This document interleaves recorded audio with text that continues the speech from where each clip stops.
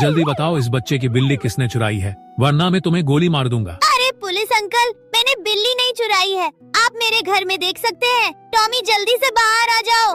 अरे ये तो एक कुत्ता है, तुम बच गए। अब तुम जल्दी से बताओ कि बिल्ली कहाँ छुपाई है। अंकल मेरे पास बिल्ली नहीं है, मेरे पास तो एक सांप है। अरे बाप रे, ये तो असली सांप है। बेटा मुझे सांप को मत खिलाना, मुझे माफ कर दो, मैं जा रहा हूँ।